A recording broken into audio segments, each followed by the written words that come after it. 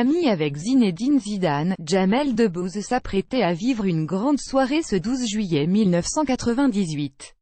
Une fois l'équipe de France qualifiée pour la finale, l'humoriste s'est assuré de pouvoir se rendre au Stade de France. J'avais mon ticket pour la finale, très bien placé, avec mon maillot de l'équipe de France sur le dos, se souvient-il dans le documentaire 12 juillet 1998, Le jour parfait, diffusé mardi soir sur France 2.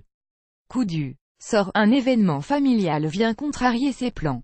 Son père lui annonce en effet « Ta grand-mère est malade, on va au bled ». Jamel lui répond « Est-ce qu'elle va être malade longtemps ?» Jamel a alors 23 ans, l'âge encore de l'insouciance.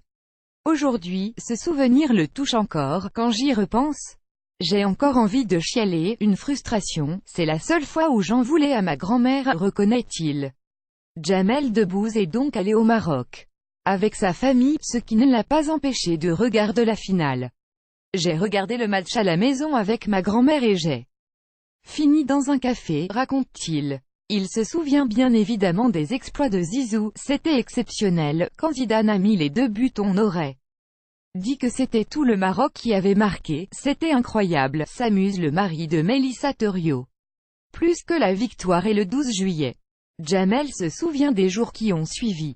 Il affirme ainsi, le 13 juillet c'était encore plus jouissif, tous les Arabes étaient beaux. Ils avaient aboli le racisme, un effet qui a duré. Encore plus jubilatoire, le 14 juillet, le 15, le 16, le meilleur été de ma vie, on avait la cote, les meufs elles voulaient être avec des petits rebeux et des petits renois, on sentait que c'était notre année. 10 ans après, Jamel a épousé Mélissa Thériault dont il est toujours aussi amoureux et avec laquelle il a eu 2 enfants.